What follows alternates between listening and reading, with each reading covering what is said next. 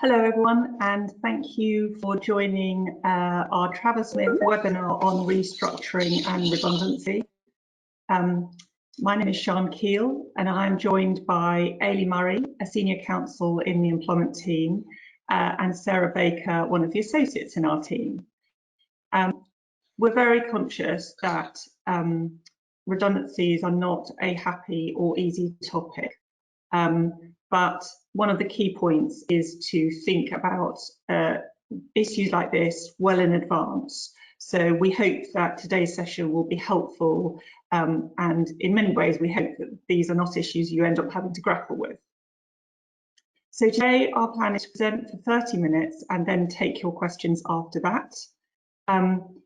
There will be a recording made of this session, and so if you wish to listen again, we will be sending a recording to each of you in a follow-up email.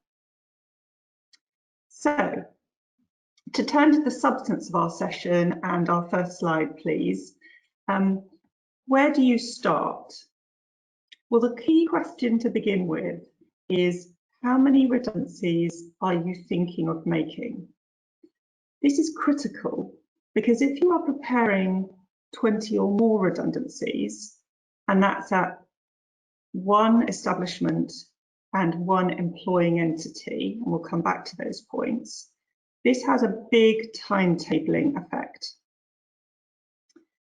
And of course, at any time, but particularly in turbulent times such as the ones we find ourselves in, numbers of proposed redundancies can change radically and quickly, and we have a lot of experience of this when dealing with clients in recent weeks.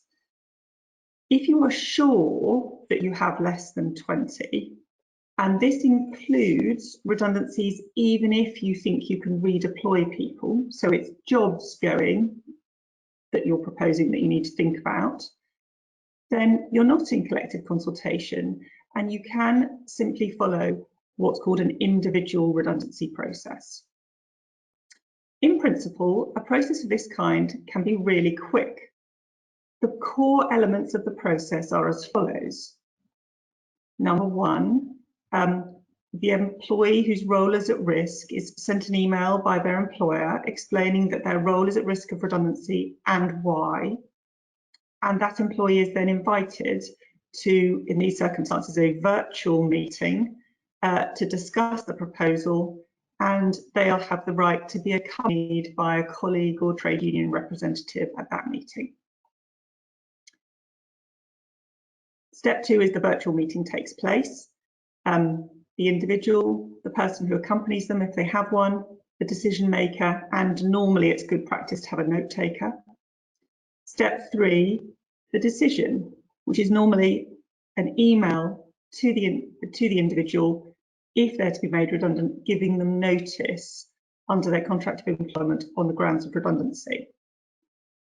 In principle, this is capable of taking place all within a week, say an at-rest letter on a Monday, a meeting on a Wednesday or Thursday, and a decision on a Friday. Ironically, it's sometimes easier in this period of lockdown because individuals and particularly companions find it much harder to explain why they might not be available for the date of the meeting that's proposed. Now, this individual process does take longer if you need to carry out selection. And by that I mean if you've got a set of people doing one role, say a sales team, and you need to lose, say, 2 members of it, and they all do the same role, then you would need to select between them. Deciding on selection criteria and scoring can be difficult, particularly if you have difficulty accessing records remotely. And we've had examples recently, particularly with support staff, where it can be really difficult to come up with selection criteria that give you a meaningful output. Our clients are also finding it more difficult working remotely to find ways to support people who are faced with redundancy because there is no opportunity for FaceTime. Okay, so that's a really very quick look at an individual process. But what if you are thinking of more redundancies? So 20 or more redundancies in one employer at one establishment. The key issue is not to allow your board or other decision-making body to make a decision too early. The obligation with 20 or more redundancy triggers is to carry out collective consultation in advance of the decision. So that means that you have to go into consultation when you're just at the proposal stage. If you do it too late, then any consultation you do carry out risks being regarded as a sham and not satisfying your legal obligations. Why is that significant? Well, the liability for failure to inform and consult and do collective consultation is 90 days pay per person who should have been consulted. Now that, if you're talking about significant numbers of people, gets expensive extremely quickly. Just pausing for a second, remember also that collective consultation, although we call it collective redundancy consultation, it also applies in reorganisations when dismissals are proposed, and also in principle where you're proposing changes to terms and conditions. For example, here maybe salary cuts. It applies in that situation if the individual wouldn't agree to the proposal you're putting to them, say a reduction in salary. If your response in relation to that would be, well, in that case, we can't continue to employ you, we'd have to dismiss you, then that proposal is itself something that triggers collective consultation. And that can be very difficult because that doesn't really feel like collective redundancy consultation at all, but there can be hidden traps if you ignore the obligations for consultation that exist in these perhaps slightly overlooked pockets. Right, again, stopping for a second, let's summarise. One of the key issues when you are at the beginning point of a set of redundancies is to stop before you embark on any changes and think about the following points. Number one, what are you considering doing? Is it a redundancy? Is it a pay cut? And it might be a combination of several things. Number two, how many people are affected by the proposals that you're thinking about implementing? Number three, how many people are affected per employer? So if you have more than one employing entity in your group, then think about how many people who are affected per employing entity, because that affects whether collective consultation is triggered. And then the fourth step, which is, I admit, really complicated. How many people are affected per employer, per establishment? Now, the obvious question here is, what is an establishment? And it's a really difficult question to answer. And it is one I'm afraid you would have to take specific advice on, because the devil is always in the detail. But broadly speaking, it is a place of work. Obviously, in these circumstances, everyone is working from home, but I think it's right to assume that you think about people's normal workplace. And there needs to be a level of independence in the workplace. So simply an individual that happens to work in one office, if they're allied with a larger grouping, it might be the larger grouping of offices is an establishment. You'd have to think about that on a case-by-case basis. So what are you considering doing? How many people are affected? How many people per employer? How many per establishment? If you get to 20 under those headings, then are you proposing to make 20 redundancies in the 90-day period?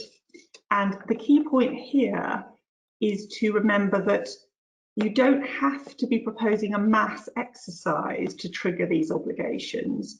The redundancies can be taking place in ones and twos, and there doesn't have to be a theme between them for collective consultation to be triggered. It's simply a numbers game. So particularly if you have a big workforce, you could accidentally get to the number really very quickly, even if you don't think you're doing a major redundancy exercise. And I'd certainly recommend at times like this that central management teams are keeping a very close look how many redundancies they are putting forward, because you can easily get up to 20. Okay, so if you do satisfy those tests, you're into collective redundancy. If you don't, you're simply into an individual redundancy process, which is where we started. If you're into collective consultation, then you need to think about how you're going to do it. So picking up Ailie's question, what does collective consultation involve? The duty to collectively consult will be triggered if an employer is proposing to dismiss 20 or more redundancies within a period of 90 days or less, and I just mentioned that earlier. So what does it actually involve? The obligation involves all employers, regardless of whether or not they recognise a trade union, who are proposing multiple redundancies, to enter into consultation with employee representatives. So where the employer is proposing to dismiss 20 or more employees, the minimum consultation period is 30 days, and where 100 or more employees are proposed to be dismissed, the minimum period is 45 days.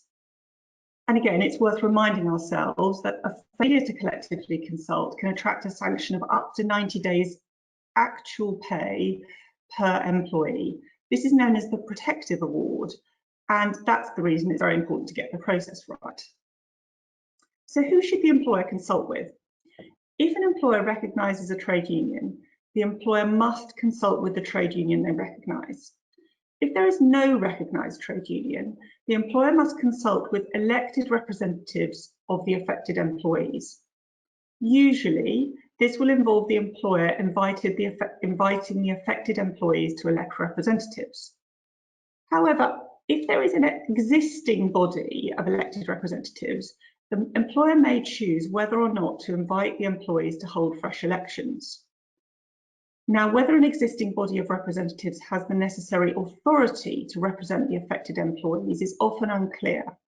And given the risk of a protective award, many employers will choose to allow the employees to hold elections. And actually, that can often mean that you get the right representatives and people who actually want to be a redundancy representative rather than be a representative for some other purpose. So electing reps. Statutory rules set out the process for electing representatives, and the overarching principle is that the election must be, as far as possible, fair. The employer has the flexibility to decide how many representatives it needs for the process. In doing so, it should ensure that all the affected employees are sufficiently represented. This requires the employer to consider the numbers and categories of employees affected. So, for example, by job title or location. So, for example, if you have 100 affected employees across 4 different departments, let's say sales, marketing, finance, and then operations, you would want to ensure that you had at least 1 rep per department, and possibly 2 if there was a large population of affected employees in any one department. Likewise, with different sites, you would want to ensure that each site is appropriately represented.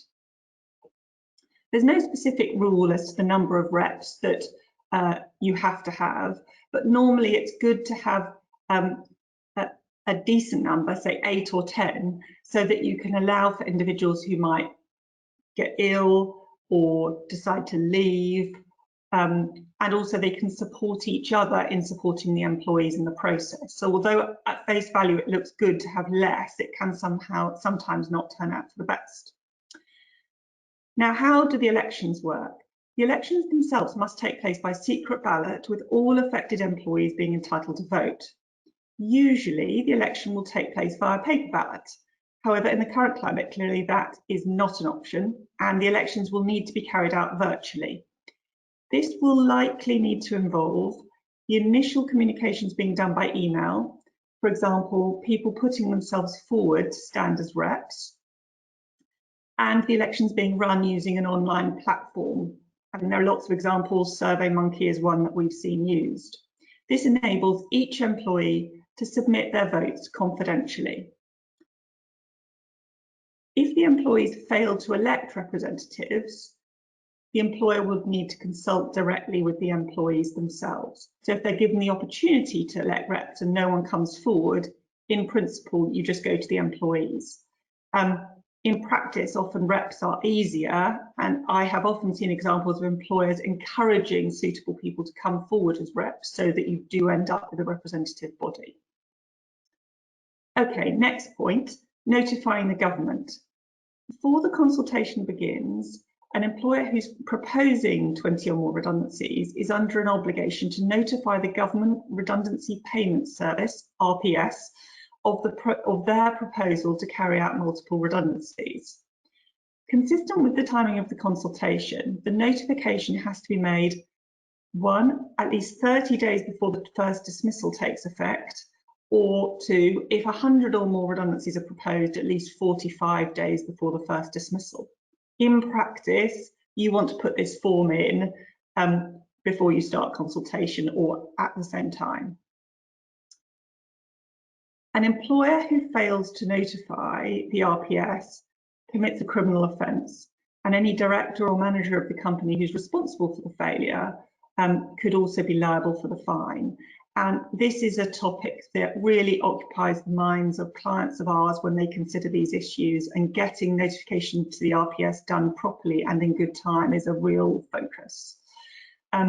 The notification is made in writing on a form you may well have heard of. It's called the HR1 form. This requires details of, amongst other things, the numbers of proposed dismissals, the relevant job categories in which those dismissals would take place, and also details of the employee representatives. The process of submitting an HR1 form is usually seen as a formality, and employers rarely receive any response to their submission. In fact, the most common responses I've seen over the years have been submissions being rejected because actually they didn't think the numbers were high enough. However, in the past few weeks, we've seen a number of responses from the RPS querying details on the form.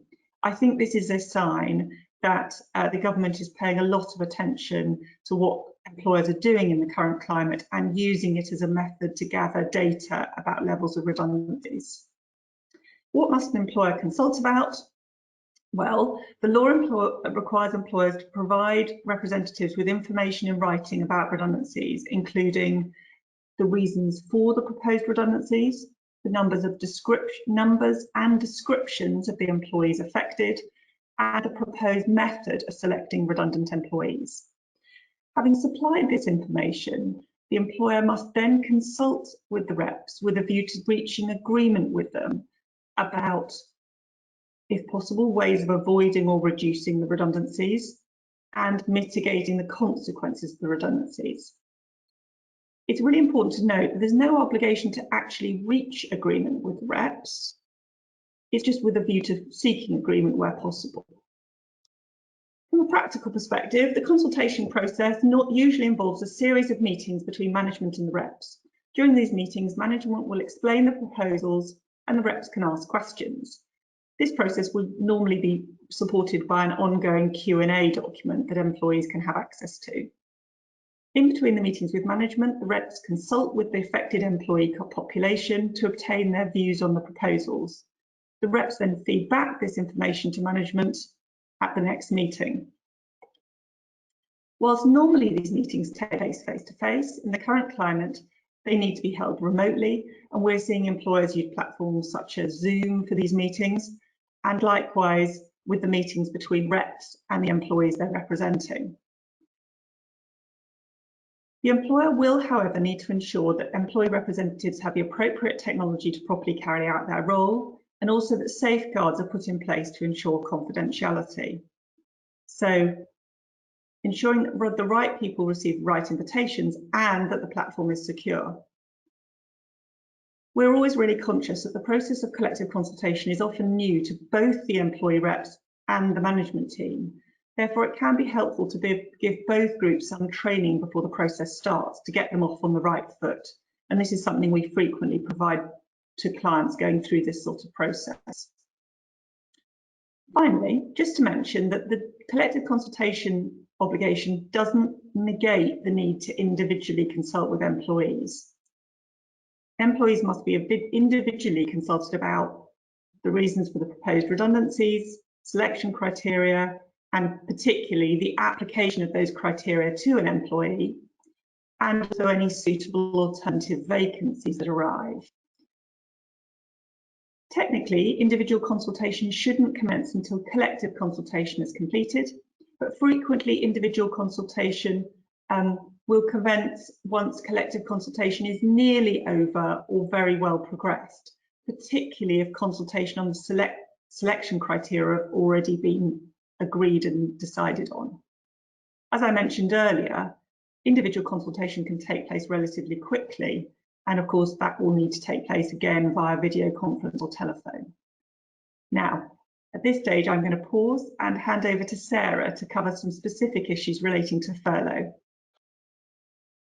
Hi there. Can everyone hear me? Just maybe Sian confirm, yeah. Great. So the final question we're going to cover is how what we've covered so far in relation to collective and individual consultation processes interacts with the government furlough scheme. So you've heard from Sian and Ailie some of the things you should be thinking about at the outset when approaching these processes. And a number of you may be in a situation where, in light of the current climate, you've already furloughed a number of your employees under the job retention scheme. If you are in that situation, you may therefore be thinking about how all of this fits in together.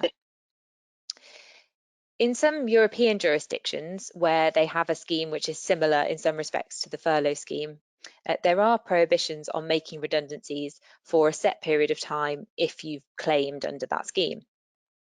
Now, in the UK, despite the scheme being called the job retention scheme, there are actually no rules which prohibit you from making redundancies where you have furloughed staff under the scheme and claimed for them. It's also worth noting that there's no restriction on making employees redundant whilst they're on furlough. And so there's no need to bring back employees from furlough in order to commence these processes. So even though there are no legal restrictions on implementing redundancies during a furlough period, it's worth thinking about the practical implications of employees being on furlough during this process, whether that's an individual or a collective one. So the first question to consider is whether participating in the redundancy process would be considered work under the government furlough scheme. Now, in respect of this, there are three categories of employees that we're going to talk about. The first are your employee representatives or trade union representatives. The second are your management and HR team. And thirdly, the employees themselves that are affected.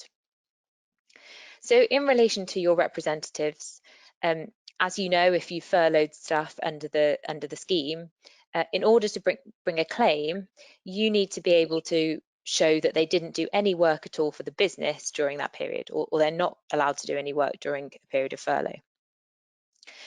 However, if you're in a collective consultation process, as Sian explained, you'll need to be carrying out a consultation process with either trade union representatives, already elected employee representatives, or representatives you elect for this process.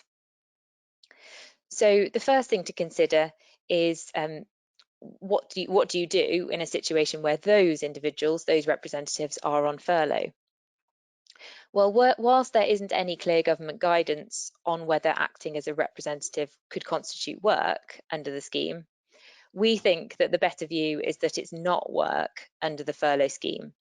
And so acting as a representative, either trade union or employee representative, wouldn't break a period of furlough. We also think that the same logic applies to how you deal with pay for employees who are carrying out duties as a representative.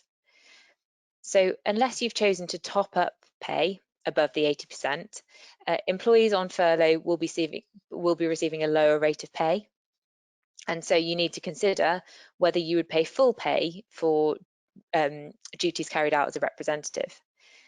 Again, there's no clear government guidance on this point. But on balance, we think that if you're not considering duties as a rep to be work, then you would continue to pay your representatives at their furloughed rate of pay during any period where they're carrying out their duties. So that's how you would deal with representatives. But what about your management team and your HR team? Well, another point to consider is whether you have enough of the right people in your business at the moment to be carrying out and managing these processes. So this would be HR managers, your management and your decision makers in relation to redundancy processes, and also note takers.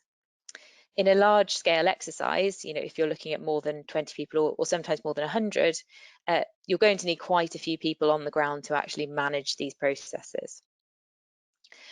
There is some ACAS guidance which suggests carrying out a disciplinary or grievance hearing is not work under the furlough scheme.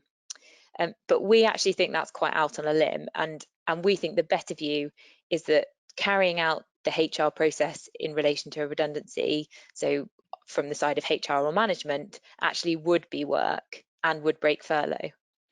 And therefore, as Sian says, you need to be thinking about your numbers early on, but also making sure you've got the right people on the ground in the business who aren't furloughed, who can be handling the process. And then finally, you've got your employees themselves, some of whom may be furloughed. And whether you're in a collective or an individual process, you're going to need to be contacting those employees, firstly to tell them that they're at risk of redundancy, and also just generally keeping in contact with them throughout the collective and individual processes, whether you're in either type of process. And so, as with duties as a representative, we don't think there's anything that suggests having this kind of contact with your employees would break a period of furlough. So we think that from that perspective, you're fine to carry on contacting them. But there is a practical point here around how you're actually going to keep in touch with them. And for example, some employers I know have actually blocked access to work emails during furlough to prevent employees doing work. And therefore, in that situation, you're going to need to make sure that you have personal email addresses for those employees or personal contact details so that you can actually have those conversations as you need to. There were just a couple of other considerations around furlough that I wanted to touch on as well. So one of which is redundancy pay. Now, it's worth remembering at the outset of planning any of these processes that redundancy pay and notice pay would both be based on full salary, not the furloughed rate of salary that you may be paying at the moment. That's important if you're doing any financial modelling as part of the process to make sure you're factoring that in. We also think that the 90 days pay award, which Sian's already touched on, would be based on full salary. So again, when you're thinking about how much this could in a worst case scenario cost, making sure you're thinking about full pay or pay before a period of furlough started. And then the final point I wanted to touch on is selection criteria and the selection processes, which is something Sian's already explained a little bit about. It's really important when you're looking at your selection criteria in the context of employees who've been furloughed, that you don't take into account whether people are on furlough or have been on furlough and use that in some way as a method for selection. You may also have employees who have taken voluntary reductions in salary or hours, or have actually asked to be furloughed. Again, you should be careful not to use that as part of your criteria when making decisions, even inadvertently, because they may be individuals, for example, with childcare or caring responsibilities. They may be individuals with long-term illnesses who are shielding. So it's worth just making sure you bear all of those things in mind as part of your selection process. So that's all I was going to cover specifically in relation to furlough and redundancy. But as a sort of more general point, it's likely that your employees are going to have been affected financially in some way during this period, either because they've been furloughed or they may have agreed to salary reductions or reductions in working hours. And employees who are made redundant may also face difficulties in finding new employment, for example, because other organisations are implementing hiring freezes and that kind of thing. So with that in mind, we do think employees are likely to be more litigious in the coming months. And given the 90 days pay award, which they stand to gain if they're successful in claims for failure to inform and consult, we think it's important to bear all this in mind. We've previously advised in relation to the protective award or the 90 days pay award that this is a small risk of a big claim. Now, in the current climate, we actually don't think we can confidently say that this remains a small risk. So as Sian said at the beginning of the session, it really will pay to sort of plan your processes carefully and take all the right steps in advance. So that was all I was going to cover, and I think now we have a little bit of time to take some questions. So if anyone would like to send them through, we can work through some of those. And we've got one question here that raises an issue in relation to bringing back an ex-employee and putting them on a fixed-term contract with a week gap. Do we need to make them redundant? The end of a fixed-term contract is in principle, if someone has got more than 2 years service, a dismissal, which leads to the need to carry out a redundancy process, and in the principle looking for alternative employment. But if you have got more than a week's gap, then you may well have broken continuity. And if you've broken continuity, then the individual on the expiry of the fixed term wouldn't be eligible to bring an unfair dismissal claim. So in principle, that individual would just leave at the end of the fixed term and wouldn't be in a position to bring a claim. I hope that answers that question.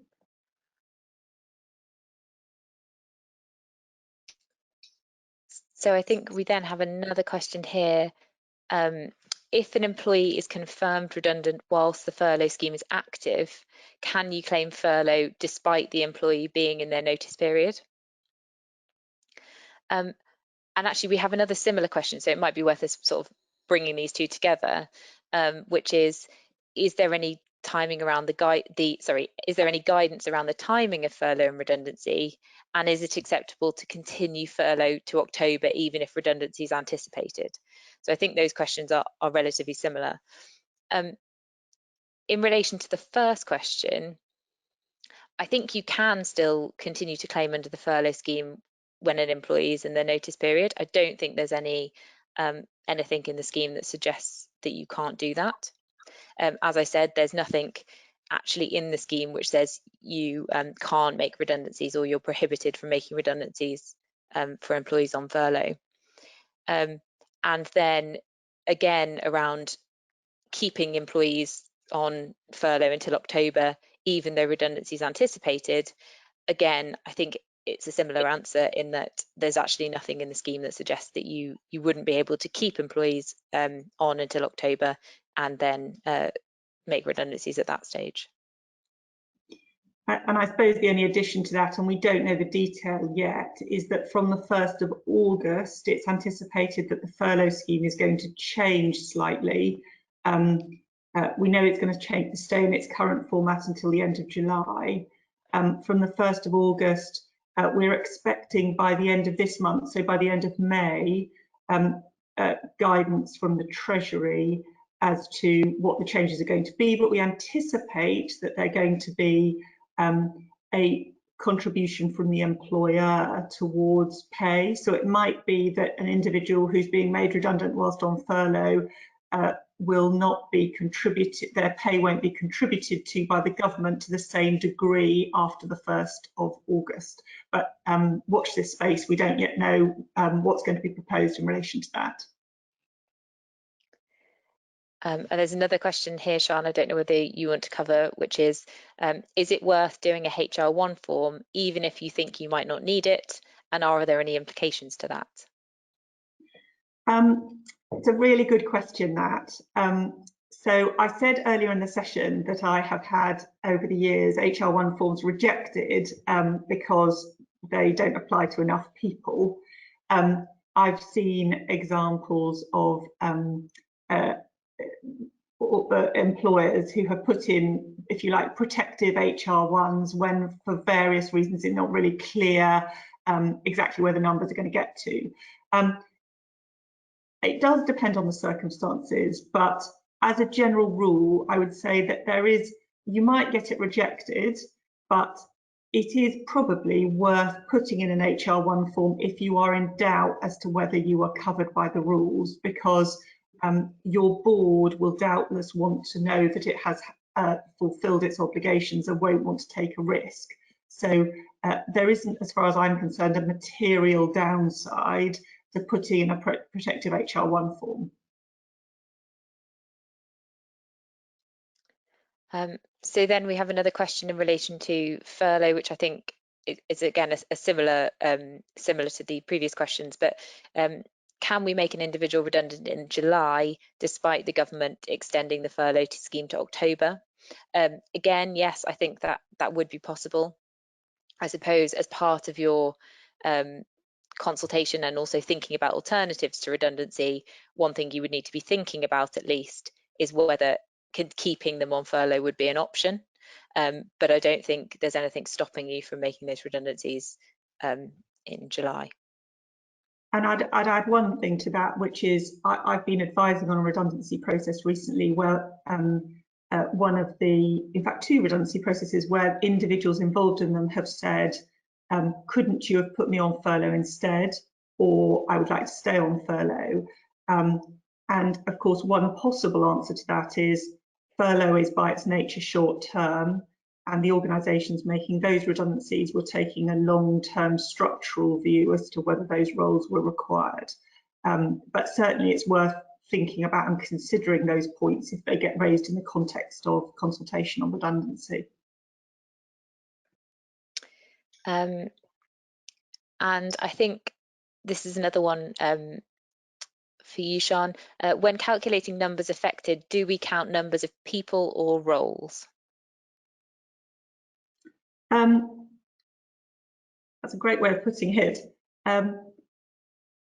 You don't count roles if they don't have a person in them. So for example, if you're doing a reorganisation and you've got some roles that are vacant already because people have resigned and left, then you don't have to include those numbers.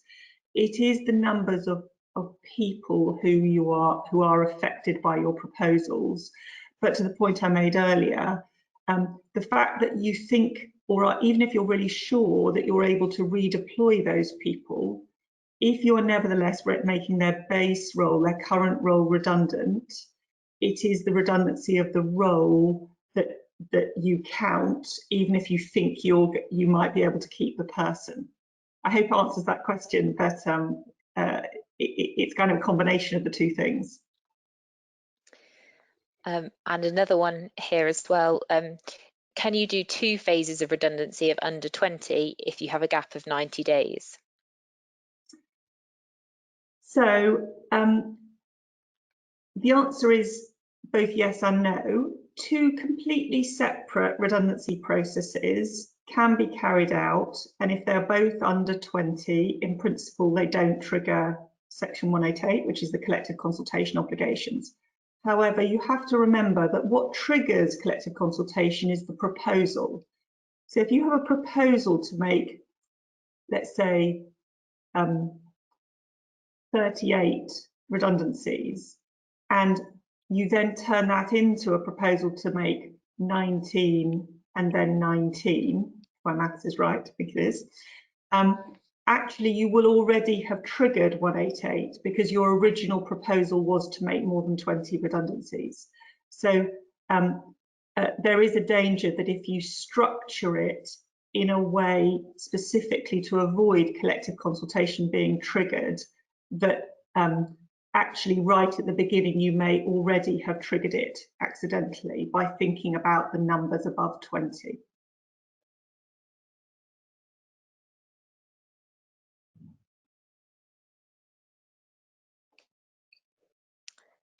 I think we probably have time just for one more question. So We have got a question here. Does your advice as to process change if we have mainly short service employees and less than 20 in total to make redundant? Yeah, so the advice in relation to individual redundancies and the process to follow, in principle, you don't have to follow that individual process if your employee has less than 2 years service. And so even though we were talking about a pretty short, sharp redundancy individual process, for individuals with less than 2 years service, you may just not even want to follow that and just effectively call them in, give them notice, but you would still try to explain that it was because their role was being eliminated. But those dismissals would count towards the 20. So the fact that they don't have unfair dismissal rights doesn't stop them counting towards the 20. Does that answer the second? Sarah, what was the second part of that question? I think that does answer it. Let me just double check. So yes, that's less than 20 short service employees. Does that affect the process? So yeah. Yeah, and so and if you've got less than 20, then you're not in collective consultation. So you're talking about a very simple process at that stage. But it is always worth explaining to the individual that it is by reason of their employment, their role being eliminated, because otherwise, if you don't tell them that, there's a danger that they may believe that it's for some other reason, for example, discriminatory or other reason that they might take issue with. So thank you all very much for listening. I'm sorry about the technical difficulties that we had halfway through. I hope it's been helpful, and as set out at the beginning, we will be forwarding a recording of this to you if you wish to listen to it again. Many thanks. Goodbye.